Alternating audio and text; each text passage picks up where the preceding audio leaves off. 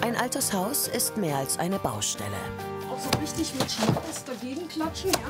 Das ist wie im Kindergarten. Ein altes Haus ist Traum und Albtraum zugleich. Es gibt ja den schönen Spruch, hätten wir gewusst, wie viel Arbeit das vorher ist, hätten wir es nicht gemacht. Ich glaube aber definitiv, dass wir es auch trotzdem gemacht hätten. Now I know people want a story, one ending with glory and the wave of their flag. Genau darüber bin ich geboren, eine Etage höher. Wir erzählen Geschichten von brandenburgischen Gutshäusern und polnischen Schlössern. Von Menschen, die sie mit neuem Leben erfüllen. Also ich bin froh, dass nicht wirklich die halbe Decke komplett runtergekommen ist. So groß ist das Haus noch nicht. Sagen Sie, hier ist größer. Ich sag mal, sagen Sie, hier ist größer.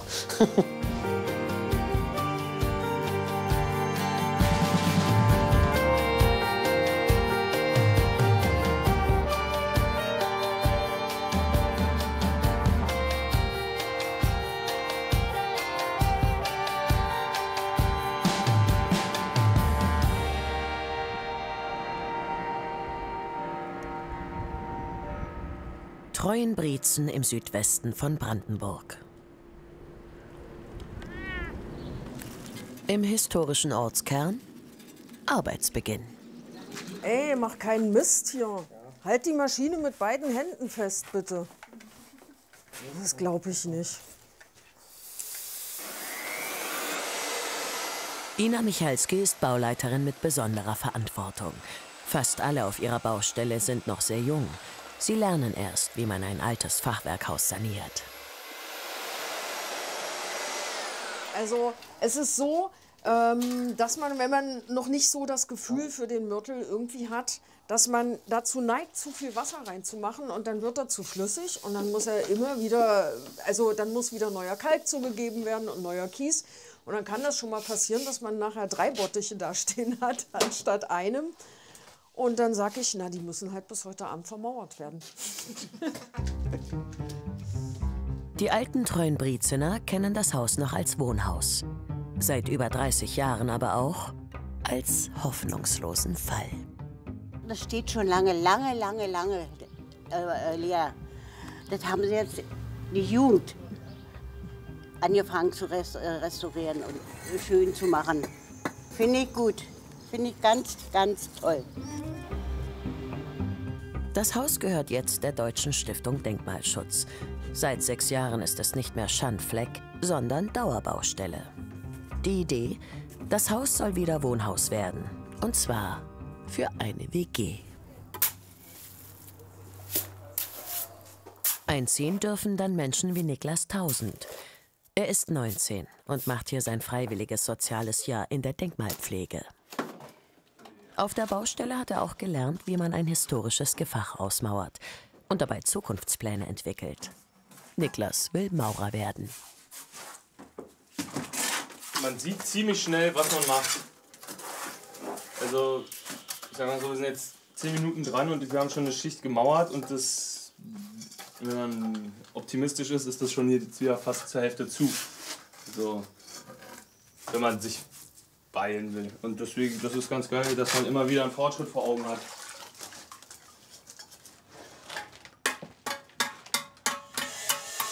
Sein Tagesziel? Bis zum Feierabend wollen er und die anderen die Wand für das zukünftige Klo mauern. Auch Tara Bettighofer und Emil Hensky sind Freiwillige hier. Seit fast einem Jahr arbeiten und leben sie zusammen. Ina Michalski ist eigentlich Steinmetzin. Vor knapp 2 Jahren hat sie für die Jugendbauhütte Brandenburg hier angefangen. Als Bauleiterin und auch ein bisschen als Mutti der Baustelle. Mein Sohn ist genau in demselben Alter. So. Insofern kenne ich auch so die Querelen so ein bisschen. Und ich sag mal so, es hält mich halt auch jung. Auf der anderen Seite, na, manchmal nervt es auch ein bisschen, wenn sie nicht das machen, was ich angesagt habe. Ja, die Lanzetten sind weg. Ich würde mich fragen, ob ich eine von dir haben kann. Die sind nicht weg. Wenn sie nicht da liegen, wo sie hingehören, hat sie wieder irgendjemand woanders hingekramt. Da hast du recht, aber trotzdem wollte ich... Ah, Leute, nicht Immer das Gleiche. Ich schaue nach, Emil. Danke dir. Yeah. Aha. Das sind sogenannte Stuckateureisen oder Lanzetten. Die machen sich manchmal zum Mauern auch ganz schön, weil die einfach etwas handlicher sind als diese Fugenformen. Ja, ich habe eure gefunden. Ja, die standen da oben in so einem Becherchen, ganz einsam in der Ecke. Ja. Meine Mutter würde sagen, typisch Männer.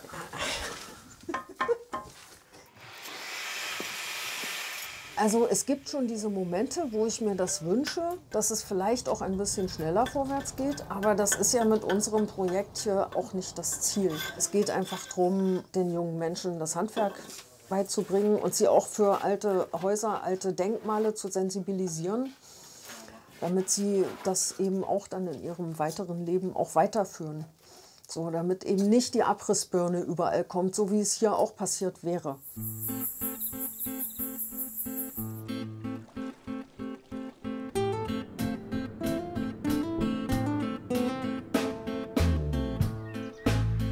Von Treuenbrietzen in die Niederlausitz, nach Großschacksdorf.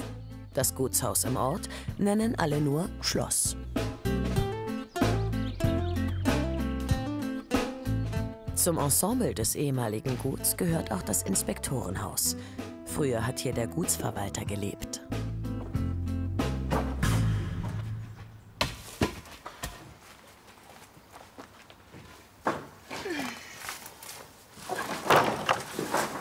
Oh, ist das ein Kleinzeug hier.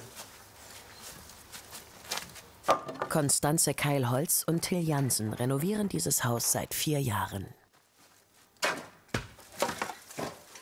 Oh, ist das schön warm heute.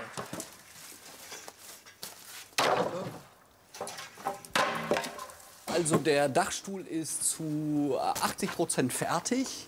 Und wir müssen jetzt ein bisschen aufräumen. Alles das, was an Abschnitten vom Holz übrig bleibt, muss halt von der Baustelle runter, damit die nächsten Schritte kommen können. Und das liegt halt nur im Weg. Jetzt ist das Dach noch nicht gedeckt. Jetzt geht das relativ einfach. Achtung.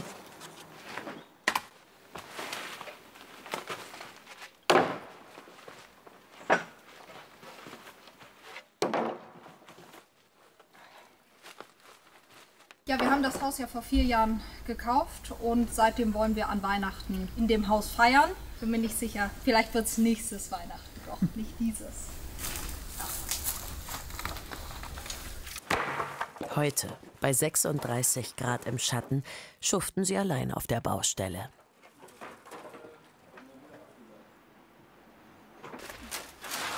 Wir versuchen alles das, was man selber machen kann, selber zu machen. Aber es gibt ganz klare Regeln, was man selber machen darf und was nicht. Ja, Schutt aufräumen, das, was halt, wo keiner richtig Lust drauf hat, das bleibt dann meistens an uns hängen. Okay. Ah, okay. War doch nur eine, ne? Das Haus wurde 1840 erbaut und steht unter Denkmalschutz. Dann kommt man rein und hätte hier quasi unsere große Wohnung. Die Dusche ist quasi schon fertig. Das mag man nicht für möglich halten, aber der Ablauf ist schon da, ist schon angeschlossen, Wasser ist schon da. Und dort vorne dann die Küche mit Blick raus in den Garten. Und ganz besonders ist hier die historische Lampe. Die historische Lampe, genau, die haben wir so übernommen. Die bleibt wahrscheinlich auch hängen, aber ganz besonders ist hier die preußische Kappe, nennt man das. Also so eine Stahlkonstruktion, die ausgemauert ist. In Rund kennt man aus Ställen aus der Zeit. Die ist auch nicht historisch, aber die finden wir halt wunderschön. Und dann käme man rüber in die zweite Wohnung, quasi eine ganz kleine Einliegerwohnung mit einer kleinen Küche und einem kleinen Bad. Und man hat dann quasi diesen ganz hellen Raum hier, wo man sich ein bisschen zurückziehen kann oder auf die Enkelkinder aufpassen kann oder was auch immer im Leben alles noch passiert.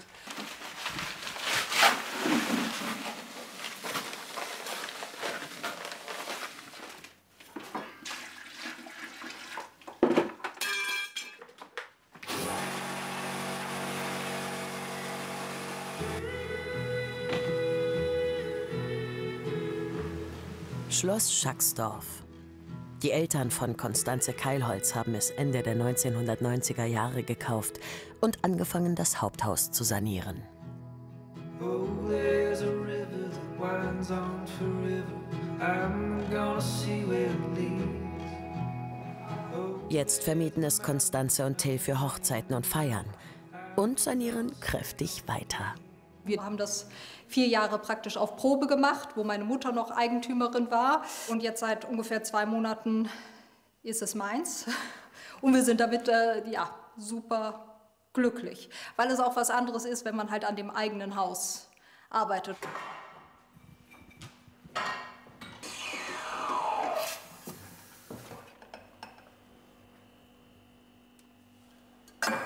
Jetzt gibt es erstmal Kaffeekuchen. Im Eingangsbereich erzählen Fotos von der langen Geschichte des Hauses. Ja, also was ich immer besonders spannend finde, ist, wie das Haus vor 24 Jahren aussah, als meine Eltern sich für das Haus entschieden haben. Ich hätte mir das nicht zugetraut. Wir sind ja jetzt schon mit dem kleinen Inspektorenhaus völlig überfordert und das stand halt 10 Jahre leer mit Löchern im Dach, das sieht man hier auch. Also es ist halt richtig böse, keine Fensterscheibe war mehr drin. Das heißt, es musste sehr viel anfangs gemacht werden. Das sind die letzten 2 Gutsbesitzer, die Brüder Karstedt. In der jüngsten Geschichte war es halt das Gemeindehaus. Das war ja üblich zu DDR-Zeiten, dass man diese Gutshäuser, dass die von allen genutzt werden konnten. Das heißt, hier war der Konsum, die Apotheke.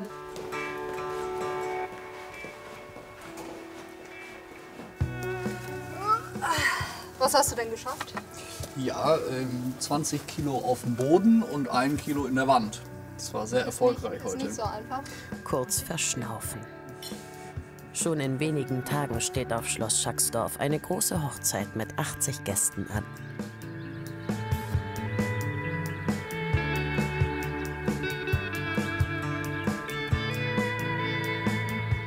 Vom Süden Brandenburgs hoch in den Norden. Gut Grünow liegt zwischen Angermünde und Schwedt.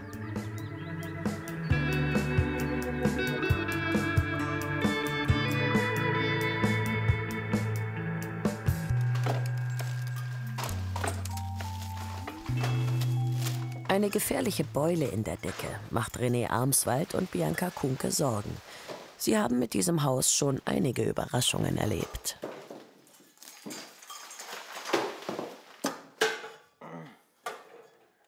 Also da müssen wir mal gucken, wahrscheinlich, denke ich mal, wird der Balkenkopf im Mauerwerk weggegammelt sein. Gucken wir mal. Aber müssen wir erst freilegen. Lobt man ja nicht, was so ein oller Berufsschullehrer alles so kann, wa? Das ist ja... Okay, war schon mal offen gewesen, alle.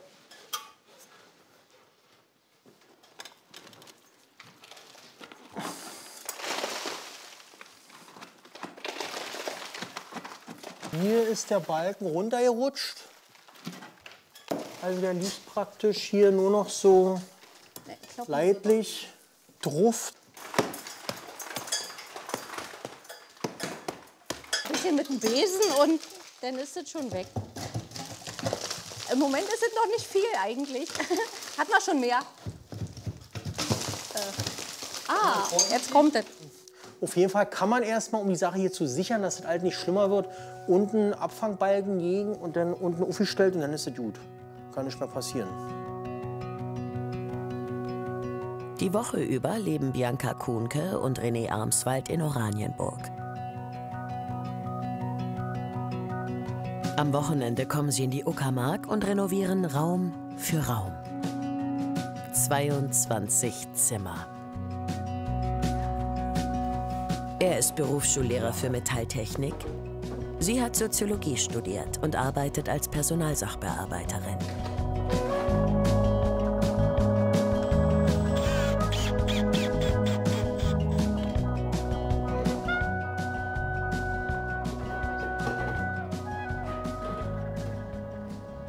Bei mir ist es so, ich habe mich immer schon für alte Sachen interessiert, solange wie ich denken kann. Und ich finde, dass alte Sachen irgendwie einen Charme haben und auch eine Seele haben. Ja, eine Seele haben sie definitiv. Und deswegen haben wir lange ein Haus gesucht, was Altes und vor allen Dingen auch was Großes. Und wir haben uns bestimmt 20 Häuser angeguckt und da ist die Wahl hier auf Grünow gefallen. Hat alles gepasst. Ja. Jetzt müssen wir sehen, ob wir das da oben hochkriegen. Kannst du vielleicht darauf, Bianca? Schaffst du das? Von der Höhenangst her? Welche? Na, die da von mir. Also ich will ja die andere. Ja. Ja? Mit weichen Knien auf die Leiter. Das Holzgerüst soll den kaputten Deckenbalken abfangen. Was? Warte, ich muss jetzt unten nochmal rausdrehen hier. Kannst du nochmal rausdrehen? Nee, der ist nicht zu drehen. Ach.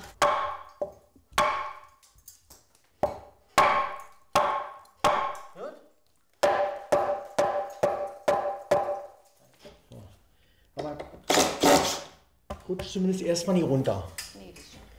So, das ist schon mal ganz gut. Ja. Nee, ist ja okay, oder? Da kann erstmal nicht großartig was passieren. Ist okay. Also das Gute ist, wir ergänzen uns eigentlich ganz gut. Also Bianca ist mehr so der künstlerische Typ. Der hat ja vielleicht noch mal eine Ecke weiter gedacht, als ich es jemals könnte. Und das Gute ist, dass ich, wie gesagt, eine Handwerkerausbildung habe, wenn auch im Kfz-Gewerbe, aber ist eine Handwerkerausbildung.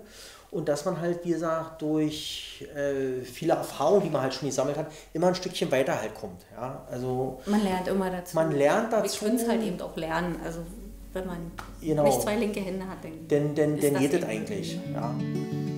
Noch ein bisschen aufräumen. Dann ist erstmal Feierabend. Von der Uckermark zurück in den Südwesten von Brandenburg. In den historischen Stadtkern von Treuenbrietzen.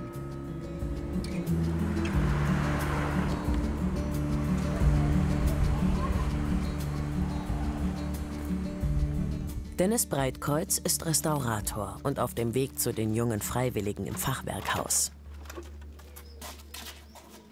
Es geht darum, den Putz jetzt zu sichern, also dass der nicht mehr wackelt.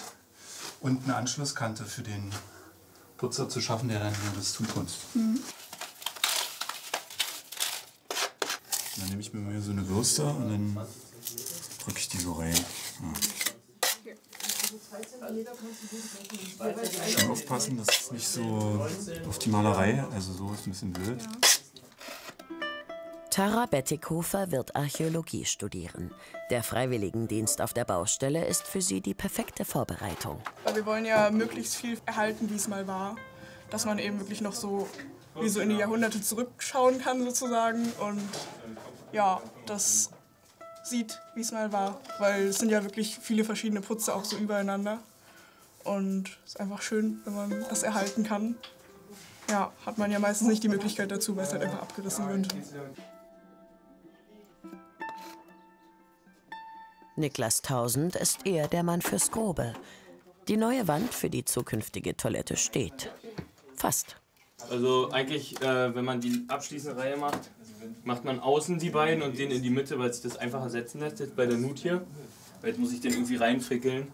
Und ja, jetzt versuche ich gerade hier Mörtel an die Seite anzubringen, damit die Fuge natürlich auch gut ausgefüllt ist. Du kannst auch ruhig sagen, dass du es nicht warst, Niklas. Ich war es nicht. Das würde mir niemals passieren. Jetzt probiere ich das hier rein zu. Okay. Schon in 2 Monaten will Ina Michalski zum ersten Mal das Haus für Neugierige öffnen. Bis dahin zählt jeder kleine Baufortschritt. Habt ihr super gemacht. So, dann schließt du das einfach. Also drückst es so rein, genau wie hier. Aber diesmal vollflächig. Womit man sich als Restaurator dann oft auseinandersetzen muss, ist, wie haben die das gemacht? Hier zum Beispiel bei dieser Blume sehe ich jetzt, das ist keine Schablone gewesen, sondern es hat einer so freihand hin, gerotzt. Einfach so, zack. Ja. Naja, wer macht denn das heute noch? Wer stellt sich hin an der Wand und malt so eine Blume? Das ist schon was Besonderes. Die alten Putzreste aus den vergangenen Jahrhunderten sollen unbedingt erhalten bleiben. Auch wenn bald neuer Putz darüber kommt. Irgendwie finde ich es krass, was so für Geschichten irgendwie dahinter stecken könnten. Und deswegen ist es auch wichtig, glaube ich, diese Sachen zu erhalten, weil wenn die weg sind, dann ist ja auch, also ein Teil von dir oder von den Menschen ist ja dann auch weg. Ja.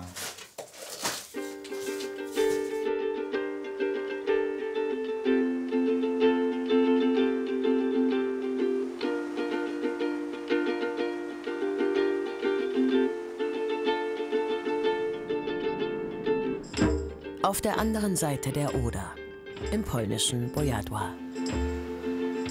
Bojadoła ist ein landwirtschaftlich geprägtes Dorf mit rund 1200 Einwohnern. Und mit einem Barockschloss, mitten im Ort. Noch vor wenigen Jahren war es eine Ruine.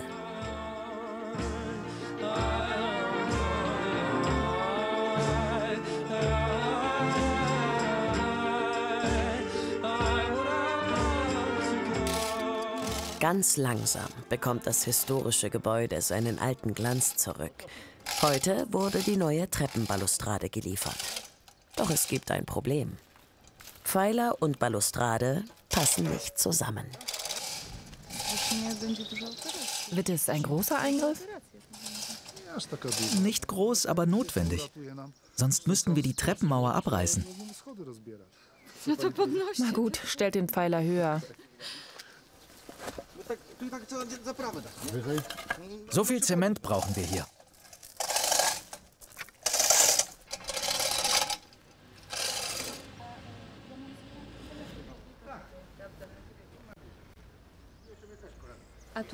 Hier werden nur die rekonstruierten Baluster stehen? Nein, wir mischen sie. Ein paar rekonstruierte, ein paar Originale.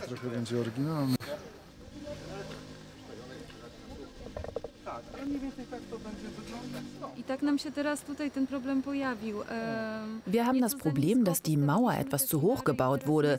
Jetzt passen die Balustrade und der Pfeiler nicht mehr zusammen. Wir versuchen mit unseren Methoden, die einzelnen Elemente zusammenzufügen. Wir erhöhen den Pfeiler und können bei den Fugen noch etwas schummeln.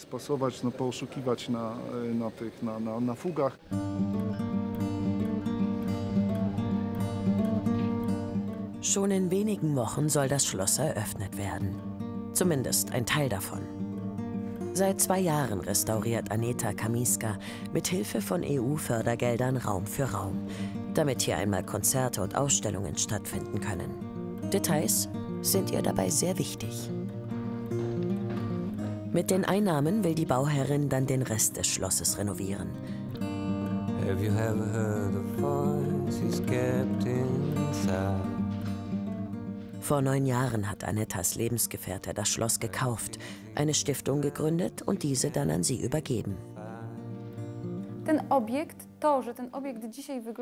Der Zustand des Schlosses ist nicht auf Kriege oder militärische Invasionen zurückzuführen. Das waren die Leute von hier. Sie haben das Schloss zunächst genutzt. Ihr Leben spielte sich hier ab. Und später, als keiner sich um das Schloss kümmerte, haben sie es praktisch zerstört.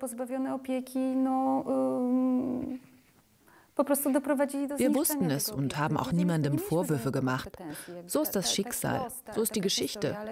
Aber wir wollten den Menschen bewusst machen, dass es etwas ganz Besonderes ist. Und wir haben uns nicht geirrt.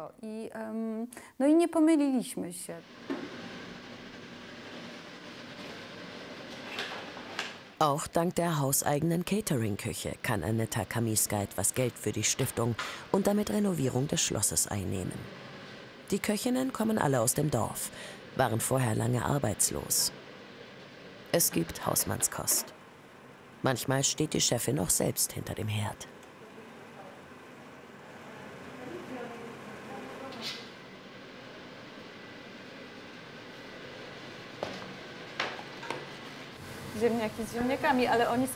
Kartoffeln und dazu Hähnchen in Kartoffelkruste? Das haben die sich so gewünscht. Der Kunde ist nun mal unser König, auch wenn wir seinen Geschmack nicht immer teilen.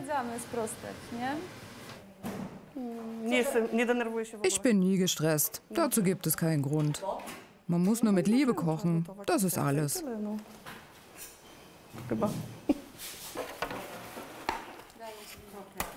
Das Geschäft läuft inzwischen gut. Jeden Tag werden rund 100 Menüs bestellt, meist von Firmen aus der Gegend. Schon im Herbst sollen zusätzlich auch die ersten Schlossgäste bewirtet werden.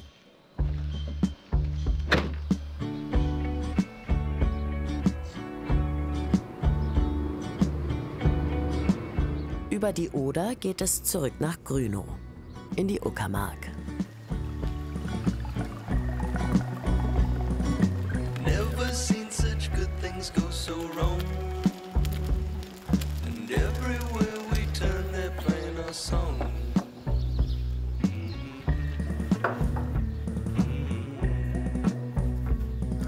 Should've known someone so much like you.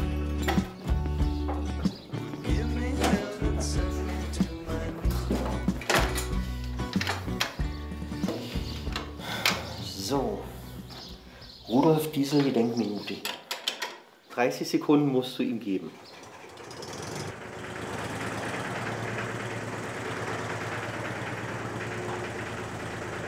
René Armswald probiert mal wieder was. Mit seinem alten Trecker will er einen Findling aus dem Gutspark vors Haus transportieren.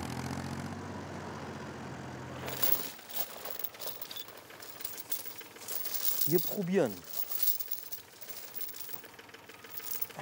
Geh mal rum. Versuch, dass es nicht ausrutscht. So rum. Geh mal rum.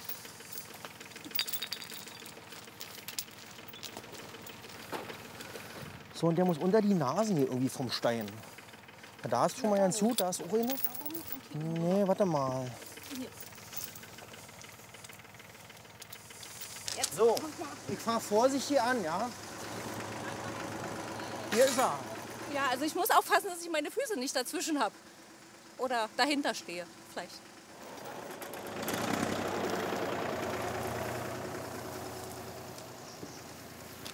Gut. Jetzt ist Spannung. Geh mal weg.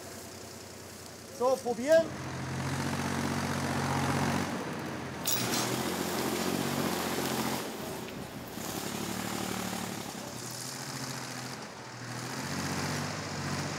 Nee, kommt nicht, ist gut. Kommt nicht. Gut. Also das wird wohl nichts. Aber er hat sich ein Stück bewegt. Wunderbar. Ja. Gut. Jetzt ist die Kette fest. Die ziehen wir jetzt noch raus und dann muss er noch ein bisschen warten.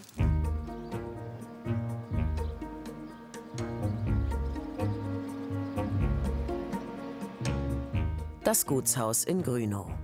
Knapp 300 Jahre ist es alt und war einst im Besitz der Familie von Arnim.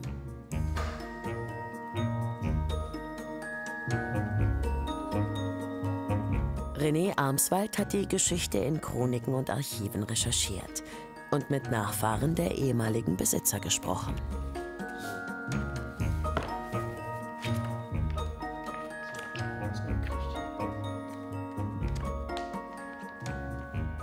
Die letzten Besitzer, also die letzten bürgerlichen Besitzer, Gutsherren, war die Familie Kühn gewesen.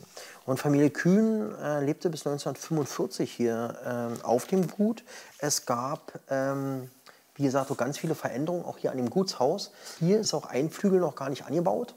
Das ist einer der wenigen Bilder, die ich von vorm Krieg habe. So sah das Gut vor 1945 aus. Die Kühns waren sehr pferdeverrückt gewesen und bis 1945 haben die Kühns das besessen.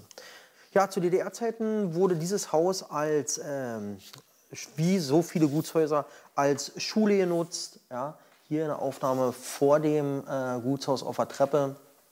Es wurde als LBG-Büro benutzt. Allerdings muss man dazu sagen, an dem Haus wurde relativ wenig gemacht. Also die einzige große Instandsetzungsmaßnahme, die wirklich getätigt wurde, war 1984. Da wurde der vorhandene Stuck, soweit noch vorhanden, abgeschlagen, die Gauben wurden runtergenommen und es wurde DDR darauf gedeckt und die Fassade wurde glatt geputzt, was schlichtweg dazu führte, dass eigentlich allen alten Stuckelemente von vorne gar nicht mehr vorhanden sind. Ja, und dem Haus so ein bisschen das Gesicht genommen wurde.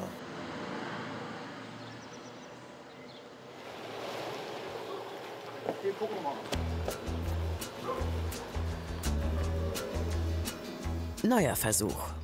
Mit großem Gerät soll jetzt der Stein ins Rollen gebracht werden.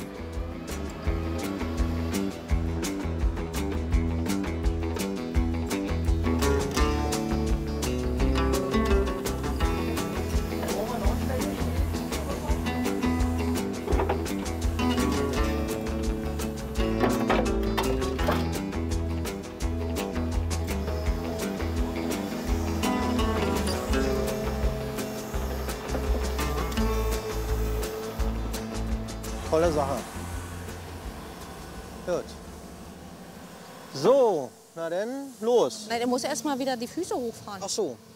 Guck mal. Oh, das ist ja toll. Ist das ein Gerät? Tolle Sache. Das ist ein Spielzeug, das fehlt nur bei dir.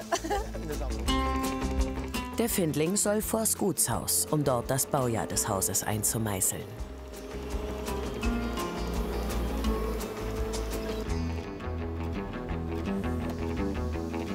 Ja. Gut. Gut. Reicht durch. Hey, Ali, komm mal rum, Schatz. Ja, geht das so? Komm mal rum. Rum. Rum, sagt sie. Der muss doch links liegen. Der muss doch, kann doch nicht. Guck doch mal, weil du kommst doch von hier und guckst. Nee, der muss so liegen, der muss so liegen. So wie er jetzt liegt. Ist ja egal. Ja, ist gut. Da. Super. Das ist gut. Ja, wunderbar. Super. Doch. Ja, ist gut? Ja, doch, kann so bleiben. Kann so bleiben. Cola ja nicht. Aber hier könnte man dann Ja. einmessen. Die Seite. Nee, lassen wir so. Lassen wir so. Also, gute Fahrt, fahr vorsichtig, ja? Danke nochmal, sagst du mal ganz recht lieben Dank, ja? Jo, also mach gut, schön Feierabend, denn, wenn es soweit ist. Rollings Ton, wa? Sozusagen. Nee, ist gut, einwandfrei. Liegt gut der Stein?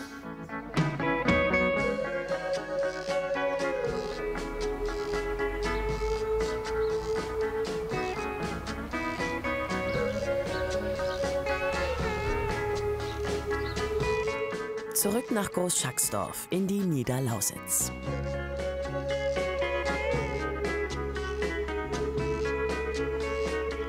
Das Gartentor vom Schloss steht offen für Nachbarn und Neugierige. Hier unten sind so eine Sorte, die ist ziemlich süß, aber die will keiner essen, komischerweise. Das waren die Waren des täglichen Bedarfs. Es gab eine Sorte Mehl, eine Zucker, eine Salz. Für Klaus Pettrick hängen viele Erinnerungen an dem großen alten Haus am Dorfeingang. Meine Tochter, die hat mal eine Mark gekriegt von irgendjemandem, ist mit ihrem kleinen Bruder hier im Konsum gegangen und wollte für die Mark irgendwas kaufen. Und es sollte natürlich auch nicht drüber bleiben von der Mark. Und dann hat sie geguckt und es war wirklich für 98 Pfennig ein Glas Pflaumus. Und dann haben die beide hier auf der Treppe gesessen und haben mit die Finger den Pflaumus gegessen. Ich kam nach Hause, meine Frau hat einen Schlaganfall gekriegt. Wo wart ihr denn gewesen? Klebt und beschmiert. Heute wird ein langer Tag für Konstanze Keilholz und Till Jansen. Letzte Vorbereitungen für eine Hochzeit mit 80 Gästen. Nochmal den anderen. Oh, da sind ein paar Ameisen. Okay. Ja, damit bin ich doch schon. Besser? Ja. Ja. Ist ja im Garten, nicht? Beide haben mehrere Jahre in 5-Sterne-Hotels gearbeitet und sind ein eingespieltes Team. Für die Hochzeitspaare räumen sie sogar das eigene Schlafzimmer. Bettlaken an. Dadurch, dass wir das ja mal gelernt haben, sind für uns Betten halt nichts Emotionales, sondern es ist halt einfach ein Gegenstand, genau, der zur Vermietung einfach dazugehört. Und das ist ja auch Teil des Konzepts irgendwo. Oh Gott, ist das schlecht gemangelt. Sieht man den Unterschied, dass Till mal im Housekeeping gearbeitet hat und ich nicht? Bist so ein besserer Kissenbezieher? Nee, nicht wirklich. Lang ist's her. Aber du hast auch größtenteils gestaubsaugt, ne? Ja, du durftest genau. nicht Und in die Zimmer als Mann. Teppich schamponieren, das war richtig gut. Eine gute Zeit, Du hast viel gelernt. Ja, genau. Teppich schamponieren. Jetzt haben wir gar keine Teppiche hier. Das hat dann auch nichts gebracht. Für 2 Nächte schlafen sie im Obergeschoss. Das ist für die Gäste gesperrt, weil die Decke an einigen Stellen brüchig ist.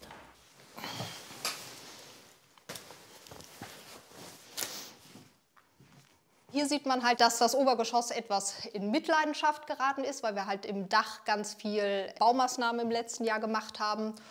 Und wenn dann der Stuck runterfällt, dann kommt er hier in das Regal, damit, wenn man dann die Löcher repariert, dass die Originalstücke wieder eingesetzt werden.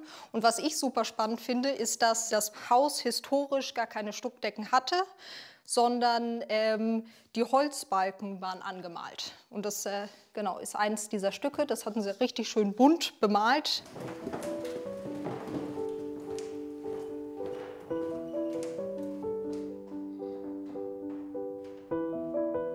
Wir sind da wahrscheinlich immer ein bisschen zu überperfekt beim Eindecken, weil wir halt gelernt haben, wie es sein muss und überall muss 1 Zentimeter Abstand sein. Also beim Teller muss eine Daumenlänge. Deshalb dauert das ein bisschen länger manchmal.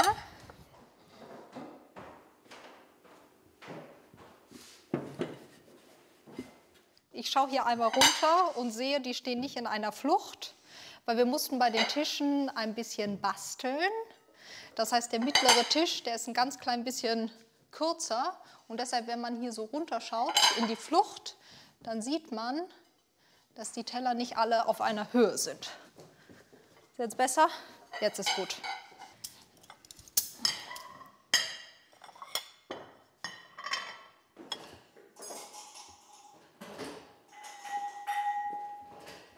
Meine Motivation war, in die Hotellerie zu gehen, weil es einfach super einfach ist, die Welt zu bereisen und viel zu sehen. Ich komme aus einer relativ kleinen Stadt in NRW und ja, wollte da eigentlich raus und wollte ganz viel sehen. Und dann hat man irgendwann ganz viel gesehen und ich dachte, ein Großteil meiner Jugend, dass ich nie wieder nach Deutschland zurückkomme.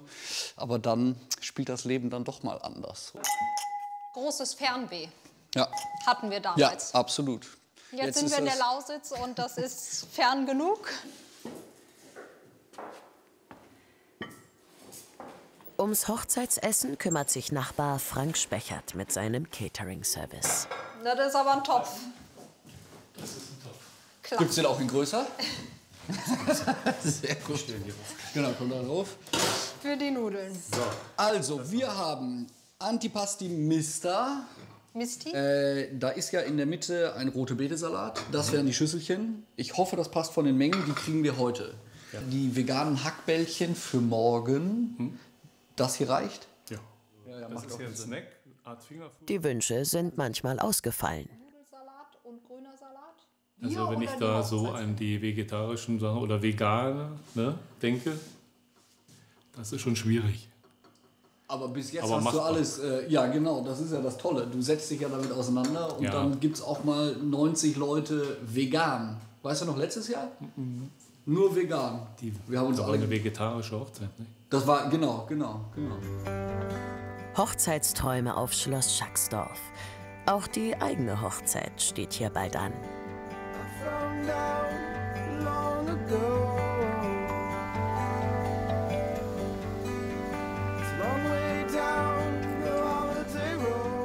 Es ist August.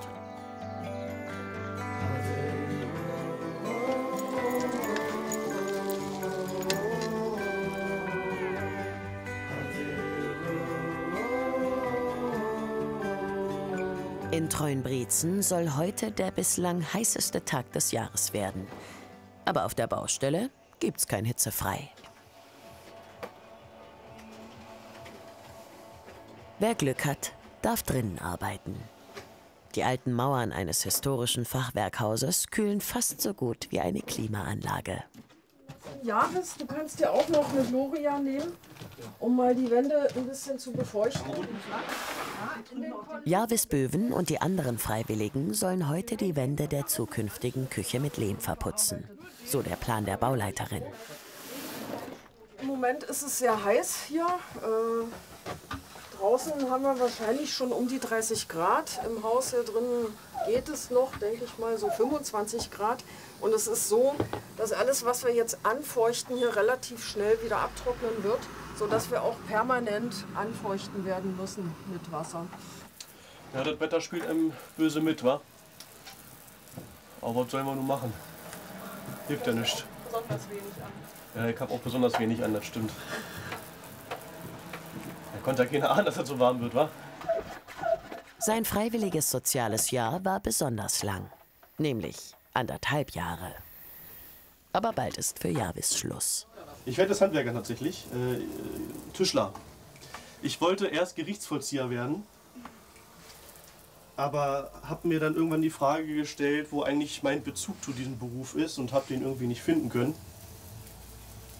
Und habe das Handwerk als Beruf auch immer abgelehnt, weil man ja die Klischees kennt, von wegen, naja, du arbeitest dich kaputt, scheiße bezahlt, die Menschen sind unfreundlich oder was auch immer, hauen dich übers Ohr. Und das sind auch Erfahrungen, die ich sammeln durfte in diesen 1,5 Jahren, dass es eben genau andersrum ist. Das Fachwerkhaus soll bald wieder so aussehen, wie es ursprünglich mal gebaut wurde. Vor über 300 Jahren. Ina Michalski kennt das nur von alten Zeichnungen.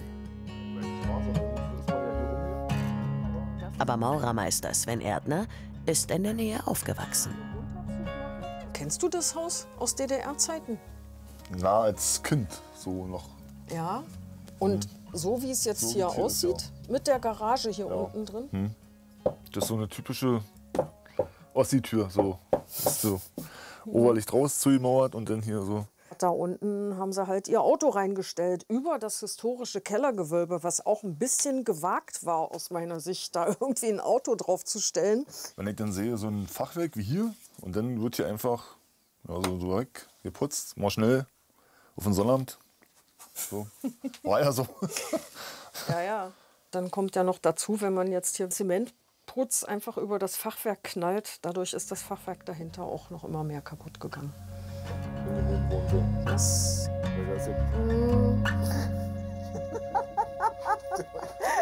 Schon alle rum eigentlich? Nö. Sind dem schon hochgeholt? Vorhin mit dem kleinen Finger. Ja. Wieso ist das noch nicht fertig? Muss ich das wieder machen? Die Treppe ist genauso freiwillig hier wie ich. So ein Mist! Der Lehm ist hart geworden. Was aber bei Lehm nicht schlimm ist, denn man kann ihn ja immer wieder einweichen und dann wieder benutzen. Das heißt, wir werden jetzt hier ein bisschen mit der Spitzhacke und Schaufeln rangehen müssen, um den hier überhaupt rauszuholen aus den Big Packs. Yeah! Javis hat da schon mal was vorbereitet, wie ich sehe. Gucken wir mal, Ja? ob wir den weiche Prügel kriegen. Ja. So, ich hole vielleicht schon mal eine Schubkarre rüber. Ja. Es ist Mittag und mittlerweile sind es 38 Grad. Im Schatten. Ist gut warm. In seinen freiwilligen 1,5 Jahren hier auf der Baustelle hat Jarvis nicht nur gelernt, nicht zu jammern. Er hat sich auch einen Spitznamen erarbeitet. Ja, anscheinend bin ich jetzt der Baustellen-Opi. Ich rede wohl wie ein alter Mann, bewege mich auch wie ein alter Mann. Weiß ich nicht, das wird es vielleicht schon sein. Ich verhalte mich nicht wie 20. Javis, das sieht gut aus. Wieso mache ich das hier eigentlich jetzt? Du gehst als gutes Beispiel voran. Ist doch gut. Die Wände bekommen wieder eine Putzschicht aus Lehm. Fast genauso wie vor hunderten Jahren. Also das kann man zum Beispiel auch gerne mit der Hand machen hier. In so größeren Bereichen hier einfach mal auch so richtig mit Schmackes dagegen klatschen, ja? Damit sich das da auch schön verkrallt im Hintergrund.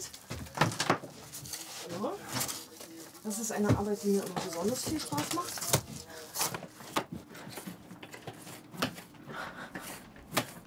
Okay. Ja, ist wie im Kindergarten nur. Ja. Aber so soll es ja auch sein. Arbeit muss ja auch Spaß machen. Stereotype Rollenbilder haben auf dieser Baustelle keine Chance. Auch wenn immer noch weniger junge Frauen als Männer Lust auf den Freiwilligendienst haben. Das Klischee eines V-Arbeiters ist durchaus noch vorhanden. Ja, dieses leicht sexistische, antifeministische vielleicht. Sicherlich gibt es das auch noch. Ja, ich hatte auch ein paar lustige Erfahrungen, aber das hat man ja überall. Das liegt, glaube ich, nicht an der Baustelle, Ja, sondern... nee. Das hat auch mit dem Berufsbild des Handwerkers nichts zu tun, dieses Weltbild. Ne? Das ist, denke ich, eine allgemein gesellschaftliche Angelegenheit, die wir aber sicherlich irgendwann auch überwinden. Da bin ich mir ziemlich sicher. Ne? Sage ich mal so als 20-jähriger Rentner. Es ist mittlerweile Nachmittag. Und endlich. Der erste Lehm ist an der Wand. Grund genug für Baustellenoptimismus. Wenn ich in solche Räume komme, dann denke ich immer so, boah, ist eigentlich fast fertig der Raum. Aber eine fertige Wand macht noch lange kein fertiges Haus. In 4 Wochen sollen hier zum ersten Mal Besucher durchlaufen. Immerhin, Maurer Sven Erdner hat sein Tagesziel erreicht. Am heißesten Tag des Jahres.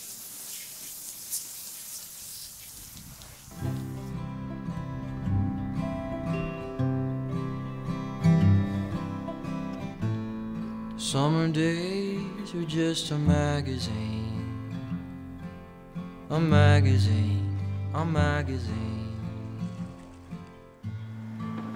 Auf der anderen Seite der Oder, im polnischen Bojadoła.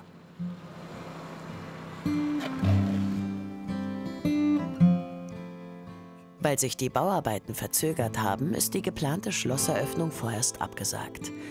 Dennoch, es geht voran. Die Treppe steht, obwohl die gesamte Treppenmauer nochmal neu gebaut werden musste. Wir sind mit der Treppe jetzt zufrieden. Wir hatten lange befürchtet, dass sie nicht so wird, wie wir sie uns vorgestellt hatten.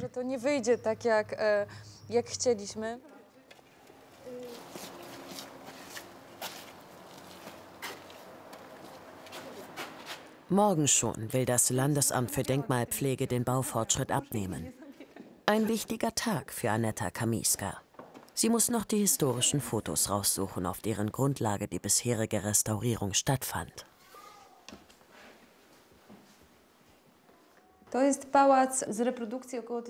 So sah das Schloss um 1913 aus. Die Einfahrt und das Gelände rund um das Schloss waren bereits umgebaut worden. Aber wir sehen hier noch die ursprüngliche Stuckdekoration, die heute leider fehlt. Die gesamte Stuckdekoration war damals noch erhalten. Das ist für uns wichtig.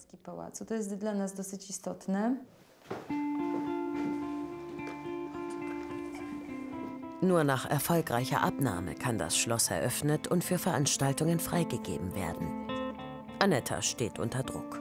Die Stiftung muss demnächst einen Kredit abbezahlen und braucht dringend Einnahmen. In schwierigen Situationen hilft es ihr manchmal, an ihre beiden Kinder zu denken.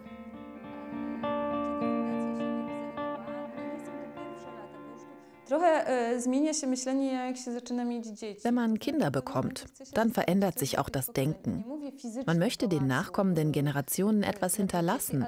Ich meine es nicht unbedingt im materiellen Sinne, man möchte eine bessere Welt hinterlassen. Und wenn es mir gelingt, die Welt etwas besser zu machen, indem ich dieses Schloss rette, dann macht mich das glücklich. Jeder versucht, die Welt auf seine Weise besser zu machen.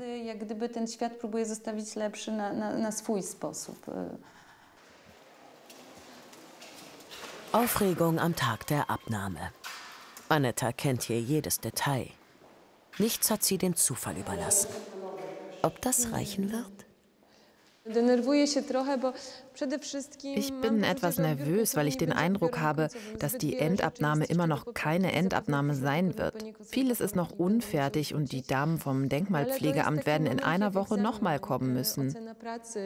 Es ist wie ein Examen, eine Beurteilung, ob man alles richtig gemacht hat. 2 Jahre Arbeit werden beurteilt. Ich bin angespannt, auch wenn ich selten nervös werde.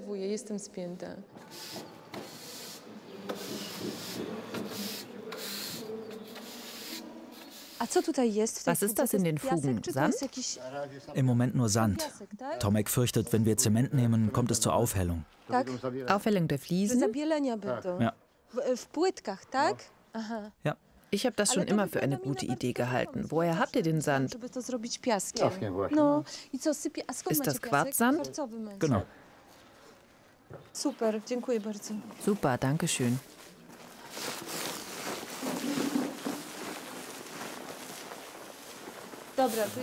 Ich gehe einkaufen. Braucht ihr was? Nein, außer es gibt am Schluss eine Feier. Am Schluss, also nicht heute.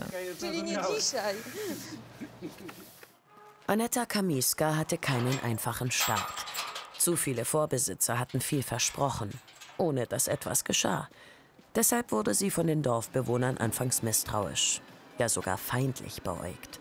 Das hat sich längst geändert. Ich hätte gern den Früchte- und den Käsekuchen. Diese 2, ja? Könnten Sie noch aufs Datum schauen?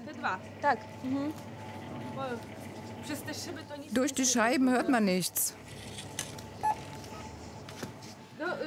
Ich wollte mich noch für die gespendeten Tafeln bedanken. Meine Einladung zum Mittagessen steht. Ich komme gern. Wir sprechen gerade darüber, ob es gut ist, dass das Schloss renoviert wird. Haben Sie irgendwelche Bedenken? Ich nicht, aber vielleicht Sie.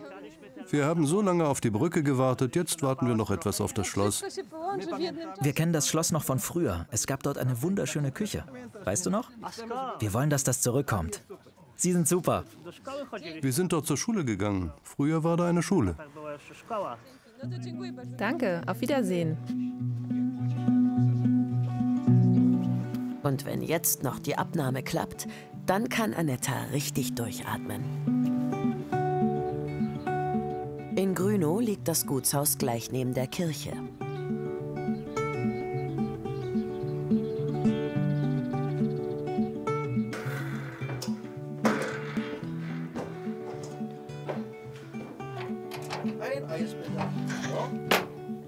So, jetzt leider raus, geht das? So, jetzt Vorsicht.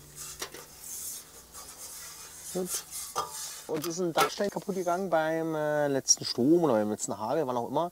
Und deshalb muss der jetzt gewechselt werden. Und solange wie das Dach nicht gemacht ist, muss man sich dann halt auch mal hier hoch quälen und mal in den einen oder anderen Dachstein wechseln. Ja.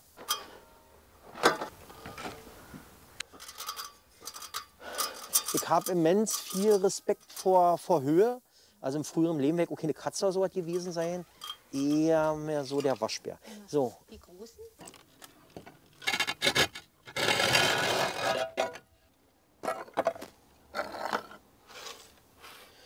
Fast 1000 Quadratmeter Fläche auf 3 Etagen. Hier lässt sich einiges an Möbeln und Baumaterialien einlagern.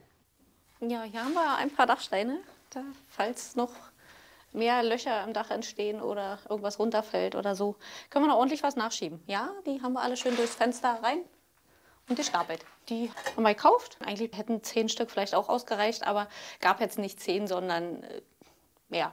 Ja. Entweder alle oder gar keinen. 1000 Dachsteine. Made in GDR.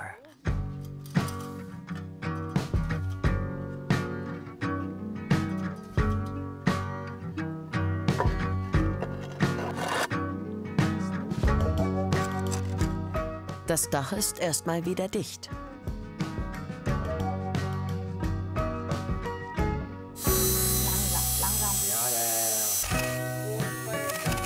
Das alte Haus hält René Armswald und Bianca Kunke auf Trab.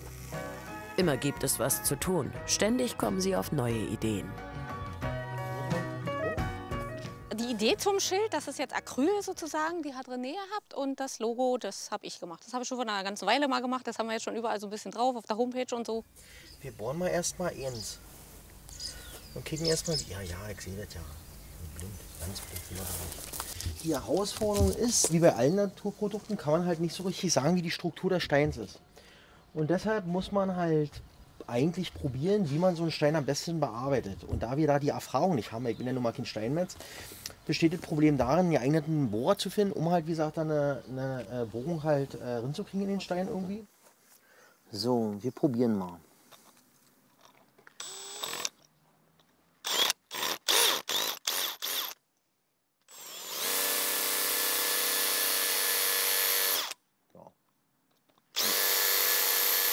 Wie Sie sehen, passiert nichts. Das nur funktioniert. Auch bei dieser Aktion braucht es ein Gerät mit mehr Power.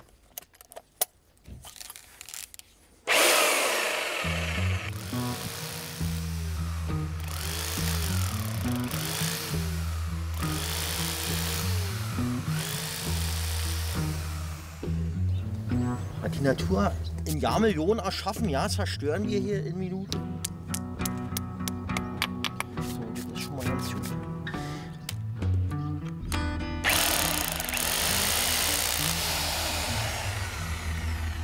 Das ist ein Ding hier. Ja. Oben die Schnellplättchen sind weg und das Ding hat sich verbogen. So. Hart wie Granit. So ein Granit. So. Schild.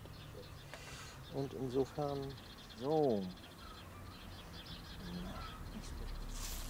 Jedes Haus hat eine Hausnummer und der interessierte Bürger oder was auch immer, der sozusagen kann jetzt dieses Schild sehen und kann zumindest erahnen, dass es sich hier mal um einen Gutshof gehandelt hat.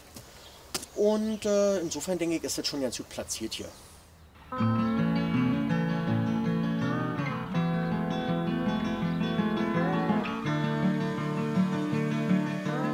Im polnischen Bojadois beginnt gleich die Bauabnahme. Die beiden Denkmalpflegerinnen sind schon eingetroffen. Hallo, schön dich zu sehen. Ich bin erkältet. Guten Tag.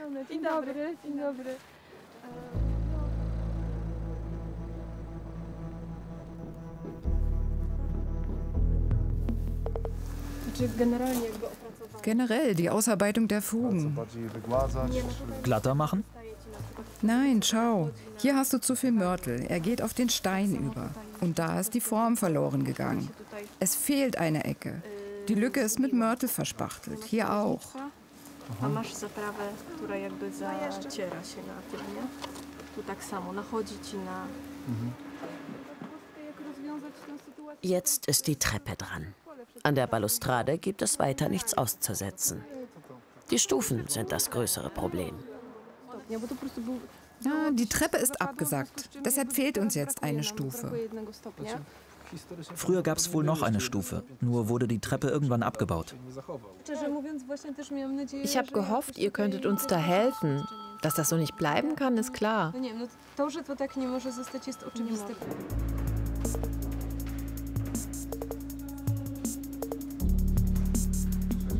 Immerhin. An den Innenräumen haben die Denkmalpflegerinnen bisher nichts auszusetzen. Ich hol mal Kaffee. Jetzt wird es ernst.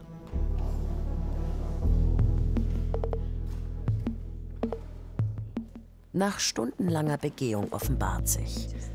Was hat überzeugt? Was muss nachgebessert werden? Ein Bodenprofil auf der Terrasse erstellen, einschließlich Verlegen von Sandsteinfliesen, Anlegen eines Systems für Linienentwässerung. Es gibt nur wenige Einwände, aber jeder Makel verzögert die Schlosseröffnung. Die meisten Bauarbeiten wurden abgenommen, genauso wie die meisten konservierenden Arbeiten, ohne Einwände.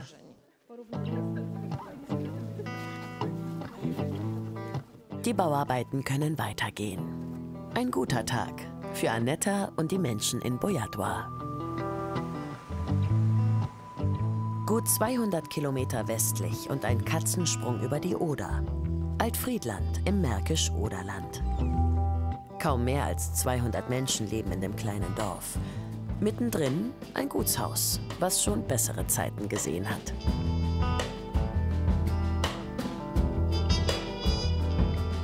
Seit fast 300 Jahren steht es im Ort und seit 30 Jahren leer. Aber gerade kommt wieder Leben in die Ruine. Studenten der Filmuni Potsdam drehen hier für ihren Abschlussfilm. Das Team um Regisseur Janis Kiefer Wir drehen dann, Achtung, Ruhe. erzählt die Geschichte eines Brandenburger Dorfes nach der Wende. Um mich musst du dir keine Sorgen machen. Susi?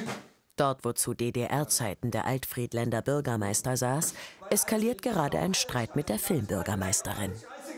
Und du, warum bist du nicht Hausfrau Mutti geblieben? Jetzt sitzt du da, machst einen auf Hollywood-Post und frisst Törtchen. Okay, danke. Kleinigkeiten, dann drehen wir sofort nochmal. Normalerweise müssen die Studenten an einem Filmset penibel genau darauf achten, die Räumlichkeiten nicht zu beschädigen. Ich weiß nicht, ob das ein Geheimnis ist, aber im Vertrag steht, der Zustand ist Ruine. Das heißt, ich glaube, wir müssen gar nichts machen. Ich glaube, wir sollen es so zurückgeben, wie wir es vorgefunden haben. Seit 2 Jahren gehört das Gutshaus 9 Besitzern. Christian von Oppen hat es zusammen mit seinen Geschwistern gekauft. Ja, es ist ein ganz bewegender Moment, hier drin zu stehen und zu wissen, dass hier der Vater und im Nebenzimmer dann Tante und Onkel in den anderen Zimmern aufgewachsen sind.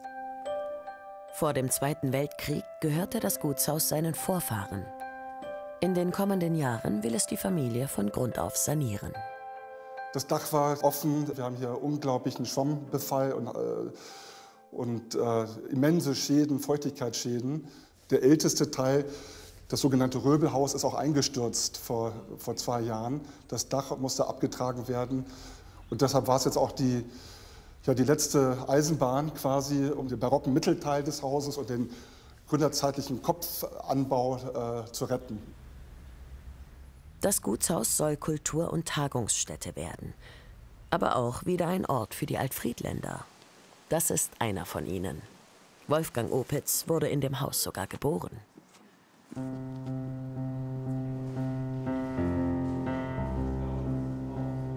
Seine Enkelkinder haben noch nie gesehen, wo ihr Opa mal gelebt hat. Hier konnte man Äpfel drin braten. Ganz staubig und so. Ja. Sogar seine erste eigene Wohnung hatte Wolfgang Opitz hier im Gutshaus. Hier stand ein Kohleherd, hier hatten wir ein Regal, ein Gasherd, hier waren Hängeschränke, da war eine Spüle, der Küchentisch stand hier und hier hinter, wir hatten Abfluss, weil hier unter die Waschküche war, hatte ich mir einen Abfluss gelegt, sodass wir hier eine Badewanne oben hatten und wurde mit einer WM 66 beheizt, dann warm Wasser gemacht. Boris, komm mit. Wir müssen noch lieber runtergehen.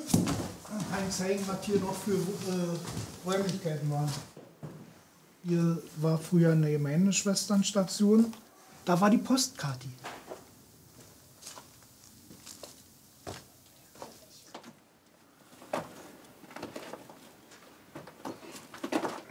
Genau da drüber bin ich geboren. Eine Etage höher.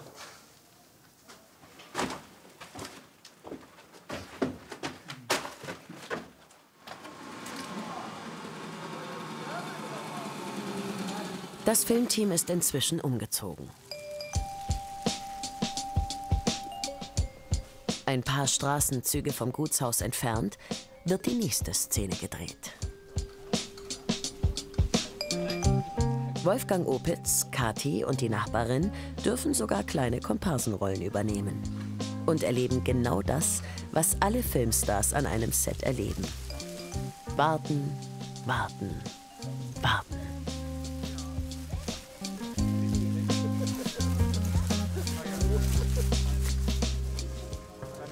Jetzt auch ihren Einsatz sogar. Einfach nur so tun, irgendwie kleiner Spaziergang. Wichtig ist nicht reden, also sie können so tun, können auch irgendwie sich angucken und Mund bewegen, aber sie dürfen nicht wirklich was sagen, weil das wäre sonst auf dem Ton drauf. Oh, das fällt mir aber schwer. Ja.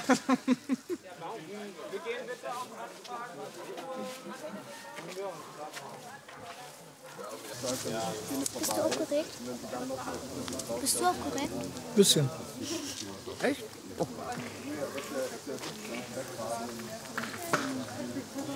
Du? Geht.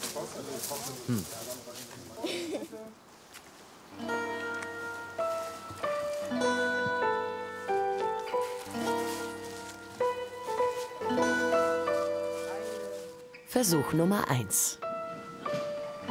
Dankeschön.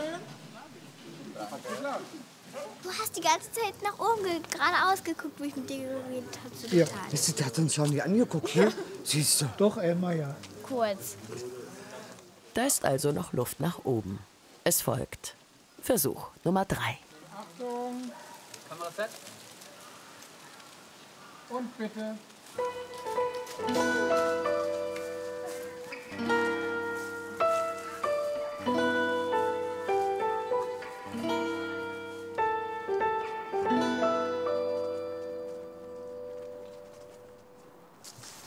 Jetzt war es besser wie das zweite Mal.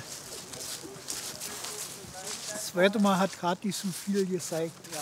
Liegt noch einmal kurz das Fahrrad her, 30 Sekunden, alle anderen bitte auf Position. Spazieren gehen und dabei ein stummes Gespräch führen. Darin sind die 3 bald echte Profis. Inzwischen wissen sie selbst nicht mehr, wie oft sie schon für das Filmteam laufen mussten. 8 oder 9 Mal? 9 Mal. Bestimmt so, ne? Bei 10 höre ich auf.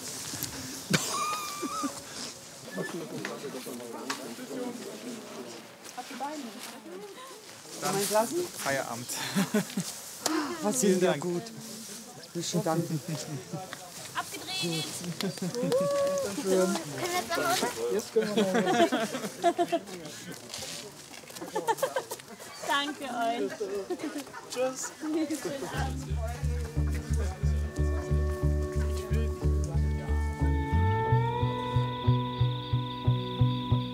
Es ist Spätsommer und auch in Treuenbrietzen soll es bald einen großen Auftritt geben.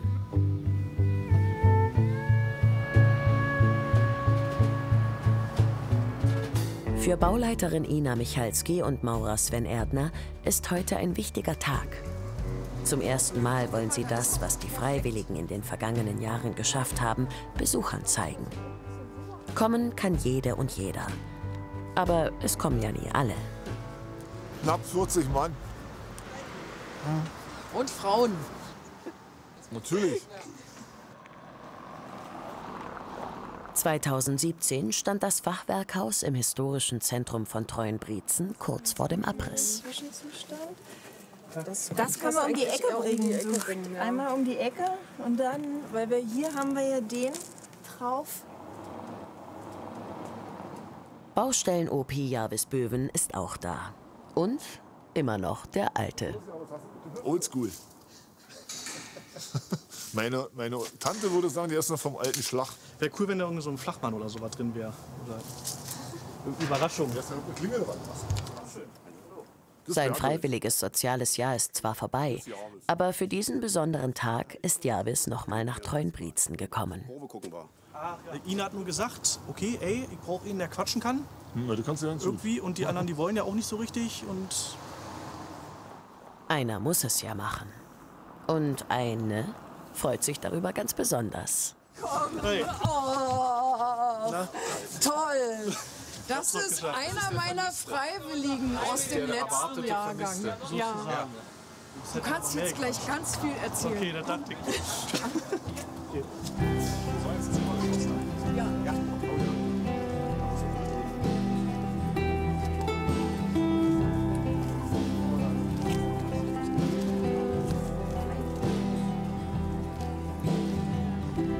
Auch wenn noch längst nicht alles fertig ist. So viel Leben war in diesem Haus schon lange nicht mehr.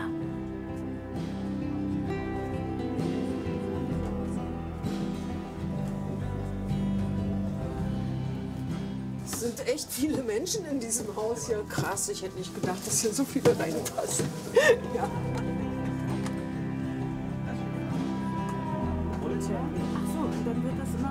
Ist das jetzt so ein inneres Gerüst? Ja,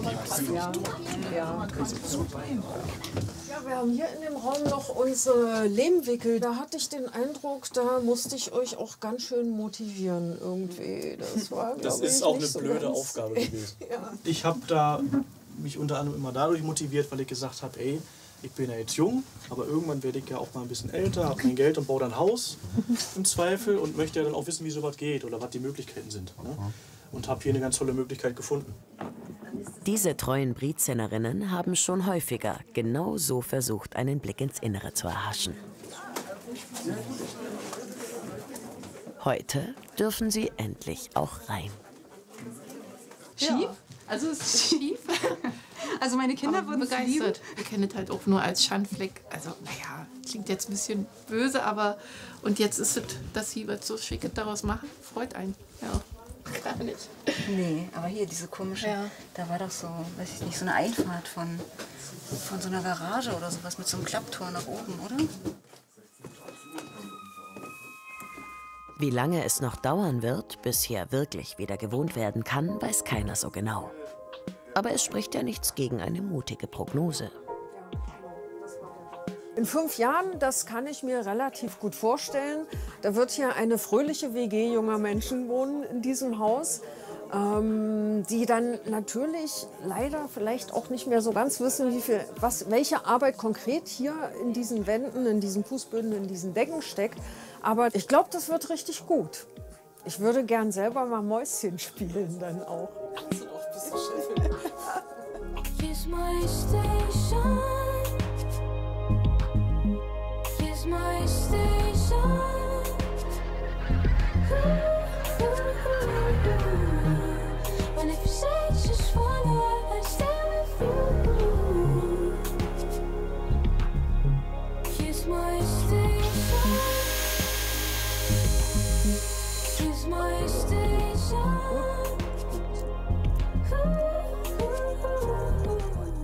Oktober in Grünow. Im Gutspark ist ein Biber unterwegs. So, dann schauen wir mal, wo der Biber wieder angefressen hat. Genau. Da hinten. Also das wie ich das schon sehe, das sieht hier, den Na, ersten den hier hab schon ich schön eingewickelt hier, Und den aber das zweiten sieht hat doch er schon... probiert. Also ist nicht mein Lieblingstier. Und er frisst bei uns zumindest gerne schöne Bäume an. Alles, was so Ahorn ist, den liebt er. Den frisst er gerne an. Und 5 bis 10 Bäume im Herbst und Winter haut er uns weg hier. Genau. Und was Also, dann nicht und gelernt haben wir, dass wir ihn auch nicht verscheuchen können mit irgendwas, sondern du schneidest ab. Ich schneid ab. Na hier aber. Ja, ja. Hier. Da. Ich muss von der anderen Und Seite. Von der anderen Seite. dass man sich selber darum kümmern muss, wenn man den irgendwie von unser nicht so groß. Hier? Ja, doch noch ein bisschen Draht. Dass er sich schwer abhalten lässt von Bäumen. Auch selbst mit Draht haben wir schon Biber gehabt, der hat den runtergerissen und da drüber abgefressen. Und der Kompromiss bei so einem Biber ist halt, den zu akzeptieren und dass er uns halt nicht so viel kaputt macht. Also manch einen kleinen Baum lassen wir dann noch extra ungedrahtet, damit er den Haar holen kann, bevor er uns an die Riesen rangeht. Hier hat er schon gefressen. Also ich sage mal, der hat den markiert hier. Den hat er sich schon mal für später aufgehoben und geguckt, ob er den nehmen möchte. Dieser Baum scheint ihm besonders zu schmecken. Hat er über Nacht wieder weitergearbeitet an seinem Richtig. Werk. So, Biber lebt ja nun mal im Wasser und der braucht halt das Wasser, um ans Futter ranzukommen. Und das macht es sich für ihn leichter. Dementsprechend, wenn der Baum umgelegt ist, frisst er die Krone ab und hat dadurch halt Futter und wir haben die Arbeit. Und das Problem ist jetzt folgendes, dass man so eine Bäume natürlich nicht liegen lassen kann. Denn wenn der Wasserstand steigt, staut sich die Wälse an und dann haben wir das nächste Problem, dass halt eventuell Überflutungen stattfinden könnten. Alle Grünower können den Gutspark von René Armswald und Bianca Kuhnke nutzen. Die beiden sorgen dafür, dass keine Stämme und Äste auf den Wegen liegen, dass der Biber nicht noch mehr Schäden anrichtet. Gut, ist schon drum.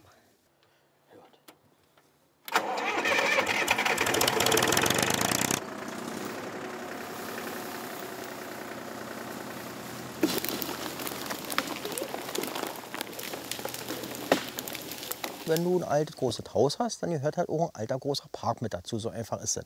Und da wir uns das übernommen haben, uns um das Haus zu kümmern, müssen wir uns natürlich so ein bisschen um den Park auch kümmern. Das gehört halt schlichtweg mit dazu. Und Eigentum verpflichtet ja. Ist nun mal so.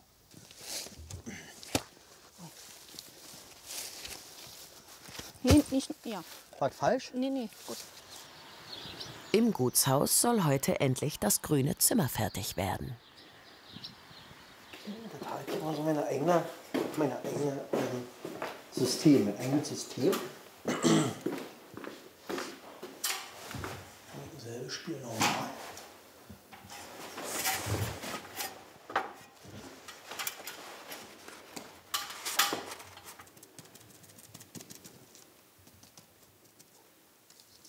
Welche Farbe passt besser zu Grünow als Grün? Und Bianca konnte sich mit anfreunden. Also für die Farbgestaltung ist eigentlich immer Bianca verantwortlich. Beziehungsweise ich habe die Idee und Bianca muss das immer abnicken. Und ist nicht die schlechteste Entscheidung.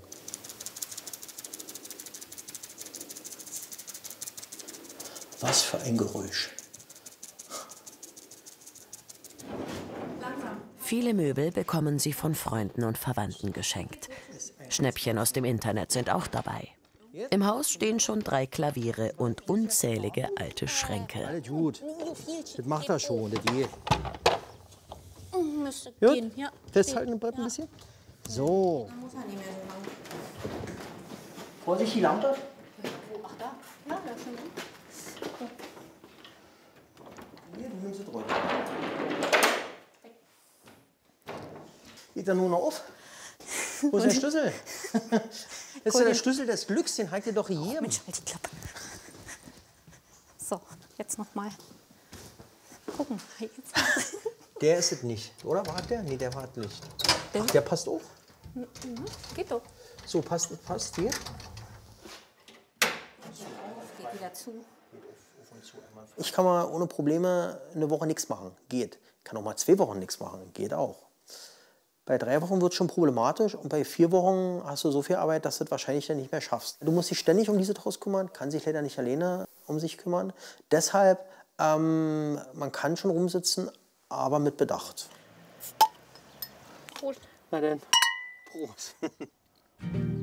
In Grünow geht es voran. Jedes Wochenende ein Stückchen mehr. Auch über 100 Kilometer südlich wartet ein Gutshaus darauf, dass sich endlich mal wieder jemand kümmert. Well, I've just come to talk St. Valentine.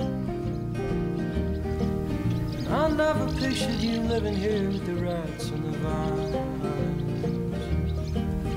Ain't that my old heart hanging out on your mind? Are you all fucked up, St. Valentine? Die Altfriedländer lieben ihr Gutshaus. Und seit kurzem haben sie Hoffnung, dass aus der Ruine wieder etwas werden könnte. Nach 30 Jahren Leerstand. Früher hat das Gutshaus einer Adelsfamilie gehört. Den Vorfahren von Christian von Oppen, dem neuen Eigentümer. Zu DDR-Zeiten war es Wohnhaus, Amtsstube und Konsum für die Dorfgemeinschaft.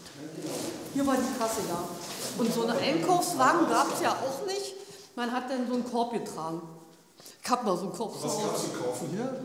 Alles, Lebensmittel, also alles, was man so zum täglichen Bedarf brauchte. Kommen viele Kindheitserinnerungen auf. Gerade wenn ich jetzt wieder rausgucke, runter zur Badestelle. Wir haben vieles gemeinsam hier gemacht als Jugendliche. Zum ersten Mal nehmen die Altfriedländer den Neuen mit. Auf einen Rundgang durch ihre Gutshausvergangenheit. Und hier ist dein Geburtszimmer. 1955 im Februar lag über ein halber Meter Schnee und meine Mutter lag in den Wehen, konnte kein Krankenauto, kein Arzt kommen. Mein Vater ist bis nach Neutrubin zu Fuß gelaufen und hat die Hebamme geholt. Sind 8 Kilometer, 9 Kilometer hin, 9 Kilometer zurück. Und die kam zu Fuß dann zu Ihnen mit Ihrem Vater zusammen? Ja.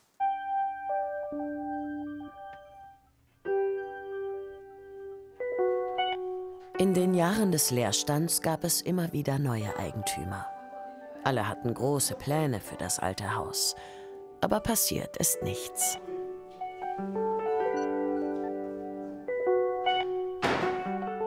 Alle hier setzen große Hoffnungen in Christian von Oppen.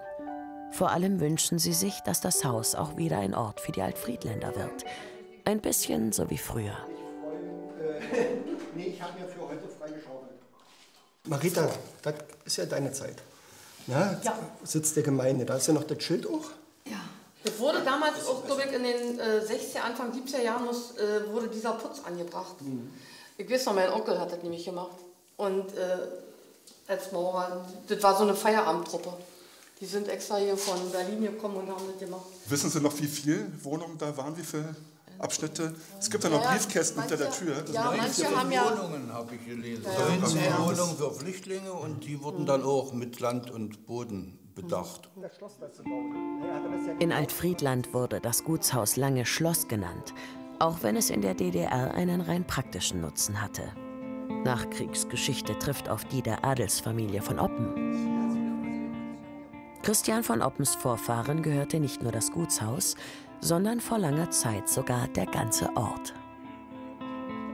Das ist die Dotationsurkunde aus dem Jahre 1769. Also damit fing eigentlich die Geschichte, unsere Familiengeschichte hier an in Altfriedland. Unterzeichnet von Friedrich dem Großen und der General von Lestwitz, also mein mal Urgroßvater, hat Altfriedland als Schenkung bekommen für seinen Einsatz für den König und für den Staat damals. Die Hoffnung der Altfriedländer auf eine Zukunft für ihr Gutshaus ist groß, aber die Skepsis noch ein bisschen größer. Was, wenn sich wieder nichts tut?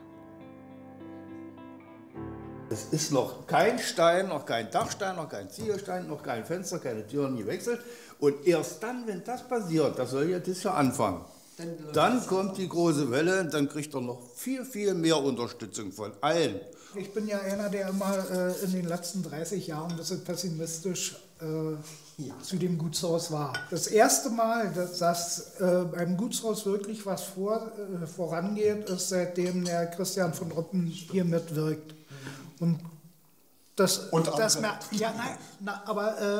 darf ich einfach du sagen?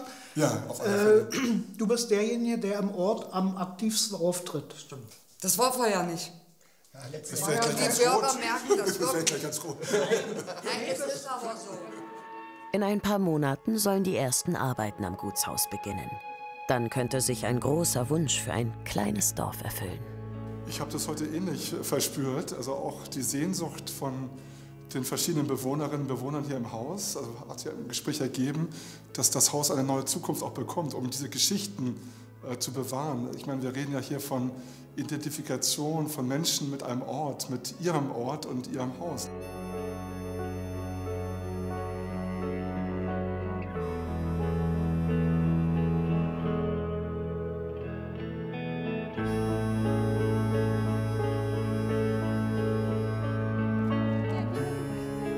Wenige Tage vor Weihnachten. Auf der polnischen Seite der Oder öffnet ein ehemals baufälliges Schloss erstmals seine Türen für Freunde und Dorfbewohner.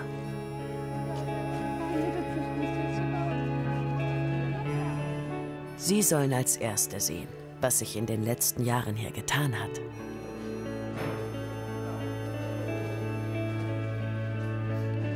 In der Küche wurde den ganzen Tag gearbeitet. Es gibt ein traditionelles polnisches Weihnachtsessen, rote Betesuppe und jede Menge Piroggen mit Waldpilzen und Kraut.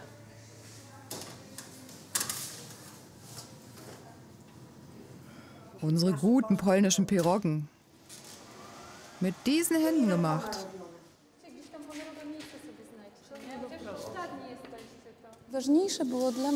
Mir war es vor allem wichtig, dass wir uns treffen, wir Menschen aus Bojadoła. Es ist auch ein großes Fest für dieses Dorf. 30 Jahre lang war dieses Schloss eine Ruine, nicht zugänglich. In den 90ern wurde es manchmal noch genutzt. Über Jahre hatten die Dorfbewohner viele Gegenstände aus dem Schloss in ihren Häusern aufbewahrt, die sie jetzt zurückbringen. Historische Schriften, Fotos und andere Schätze.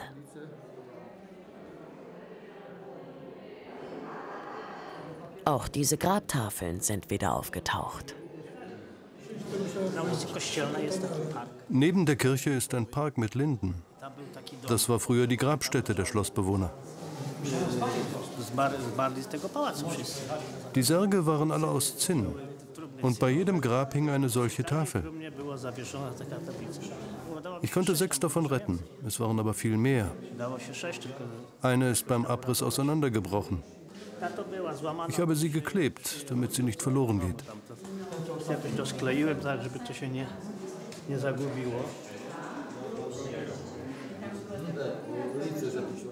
Bojadoła hat sein Schloss zurück. Zbyszek, hattest du viele Besucher in deiner Ausstellung, ja? Stoßen wir auf unser Museum und den großen Erfolg an.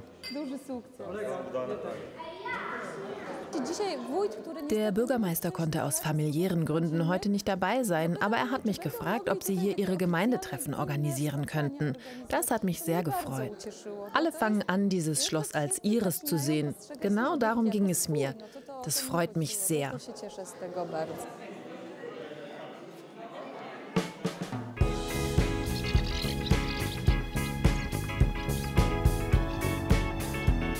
Im April ist es im Schloss in Großschacksdorf noch eiskalt. Das Inspektorenhaus hat inzwischen ein fertiges Dach. Heute bauen Till Jansen und Konstanze Keilholz neue Fenster ins Obergeschoss.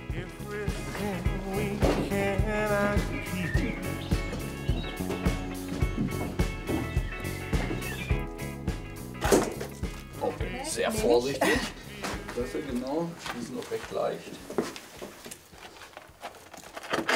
Okay, super. Okay, das war ja echt einfach. Das war ja auch schon mal draußen. Man sieht ja hier, sieht noch sehr rustikal aus. Wir haben zum Beispiel noch keine Decken in den Räumen. Die Wände sind jetzt schon alle verputzt, aber müssen halt dann noch gestrichen werden. Die Wände von den Badezimmern stehen und die Leitungen im Boden liegen schon, aber da müssen halt auch noch die ganzen Objekte eingebaut werden. Ich denke, wenn wir das bis September schaffen, hier einzuziehen, dann wäre ich sehr, sehr glücklich. Okay.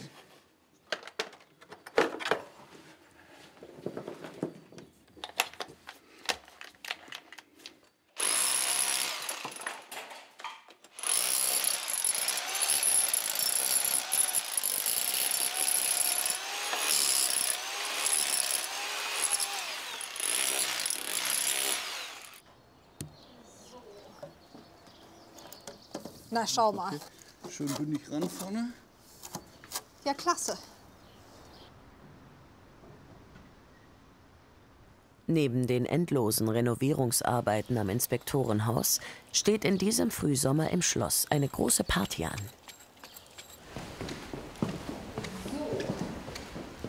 Wollen wir hier ja. uns hinsetzen? Constanze und Till werden heiraten. 2 und 3. Weißt du nicht? Ich habe mir überlegt, dass große Entscheidungen gemeinsam getroffen werden sollten. Und wir haben dann einfach das Thema angesprochen. Wie das denn aussieht, ob er denn gerne mich im nächsten Jahr heiraten wollen würde und an welchem Datum, weil wir die Termine vergeben. Und du hast dann zugestimmt, dass wir einen Termin frei halten könnten.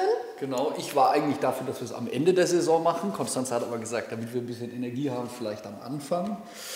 Und so sind wir dann zum Datum gekommen. Und so sind wir dann zu, wir haben es dann so gemacht, wie ich es wollte. Die Planung gehen sie ziemlich entspannt an. Genau, und ich mache hier jetzt, wo sind denn die 4? Ja, und der Punkt, ich glaube, du drückst da ein bisschen zu sehr drauf. Ja, echt. Aber ich finde, du machst das sehr gut. Aber guck mal, unser richtige Datum. Ja. Hey.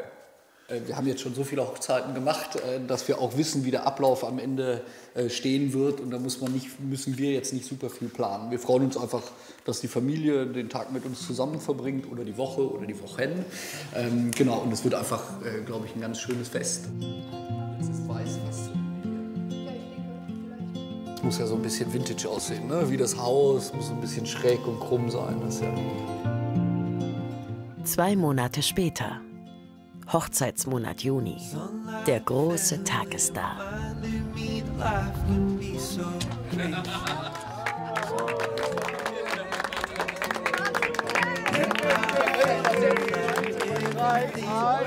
2, 3, hey, ja, genau. Konstanze Keilholz und Till Jansen feiern ihre Liebe, das Leben und dieses wunderbare alte Haus. Wenn nicht hier, wo dann? Also wenn wir es nicht bei uns im Garten machen könnten, wo würden wir uns so wohlfühlen wie hier? Wir leben nicht nur den Traum, dass wir hier in dem Haus, unser Traum leben können, sondern auch miteinander.